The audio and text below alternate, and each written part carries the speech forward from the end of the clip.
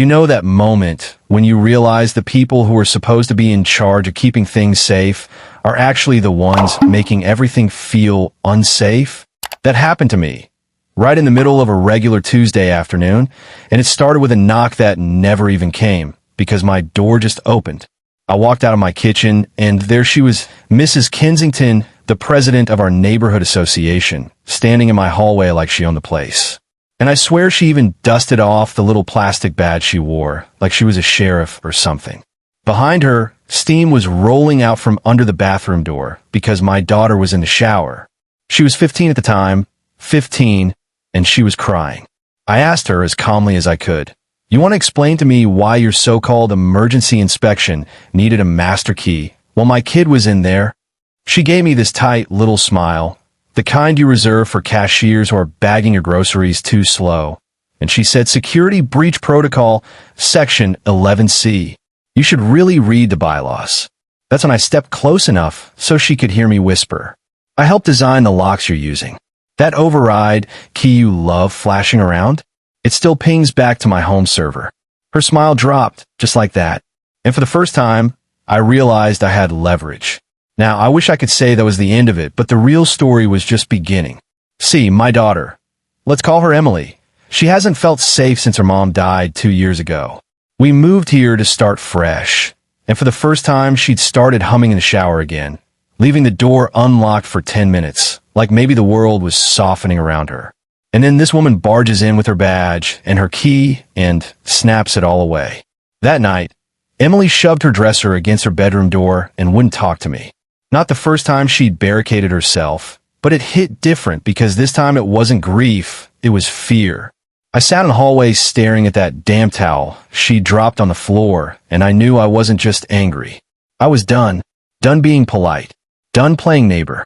Done pretending people like Mrs. Kensington were just eccentric when really they were predators hiding behind rules nobody ever bothered to question. So I opened my laptop, and sure enough, the logs from that master key were sitting right there. Not just for my house, but half a dozen others. Unauthorized entries marked with vague nonsense like unit check or safety sweep. It wasn't random. It was targeted, and I wasn't the only one noticing. The next morning, my neighbor Janet stopped while walking her dog and asked, real cautious, "Everything okay with your daughter?" I told her what happened, and she sighed like she'd been holding that breath for months. "She's done it to others," she said. "Walked in on Cheryl during a so-called mold inspection. Traumatized her so bad, she moved out." That's when it clicked. This wasn't a personal vendetta. It was a pattern.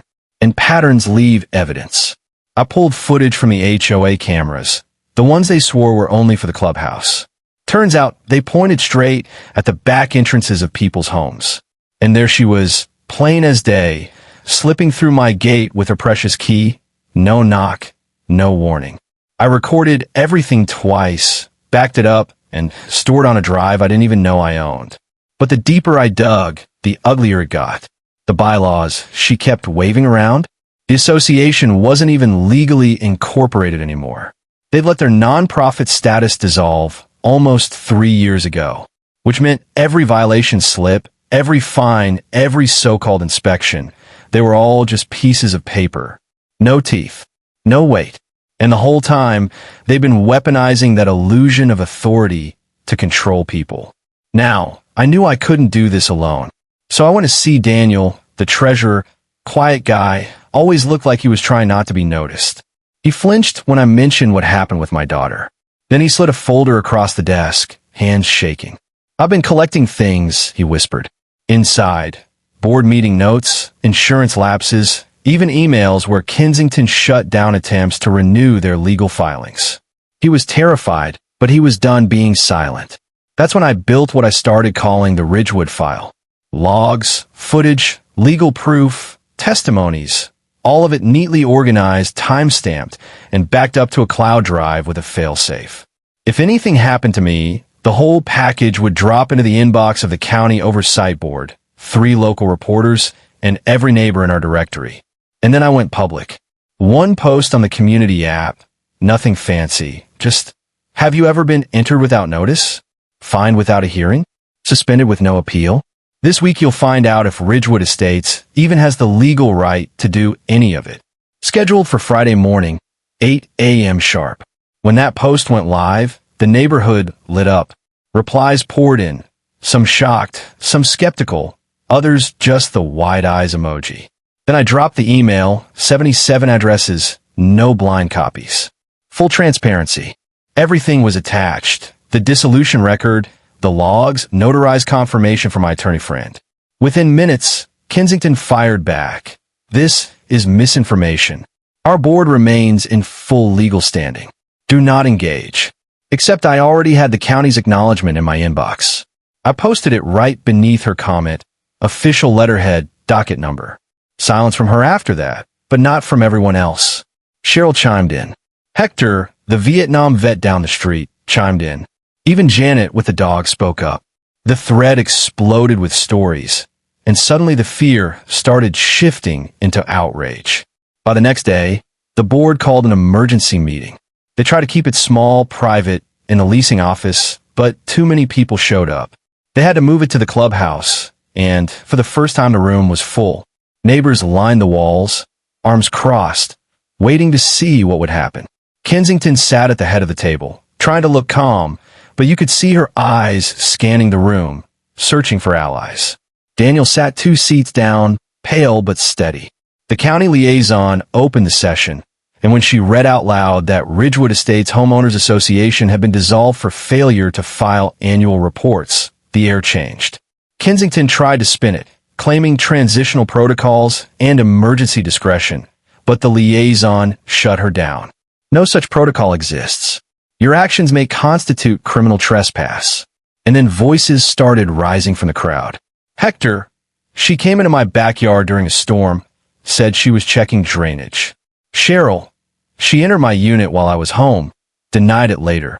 Janet, she fined me for a trash can left out 10 minutes too long. Story after story, one after another, until the whole room was buzzing. Daniel finally stood up. His voice was quiet, but it carried. You told us the paperwork was in process. I asked for confirmation 4 times. You lied. You crossed the line. He sat down, but the damage was done. The liaison didn't hesitate. She froze all board authority on the spot, ordered a temporary resident-led committee, and scheduled a new election in 14 days. Just like that, the spell broke. No applause, no cheering, just a long, heavy exhale from a room that had been holding its breath for years. Kensington? She vanished. Didn't run for the new board, didn't leave a farewell note, didn't even show her face again. The new committee stripped out the master keys, replaced them with resident-controlled access, and started actually listening to people. And for the first time in months, my daughter left her window open in the mornings. One day, I even heard her singing in the shower again. Not loud, just a few notes, but she didn't lock the door. That was my victory. Now, here's the thing. This story isn't just about one bad neighbor with a God complex. It's about what happens when communities give power to people who mistake authority for accountability. It's about silence and what it costs when you keep your head down and hope problems go away on their own. So let me ask you, what would you have done? If someone walked into your home with a key you never gave them, would you fight back? Or would you let it slide, hoping it wouldn't happen again?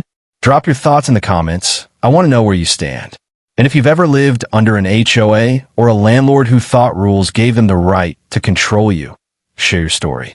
Trust me, you're not alone. And if you want more stories about people standing up against the quiet tyrannies in their communities, hit that subscribe button. Because the Ridgewood File was just one chapter, and there are plenty more waiting to be told.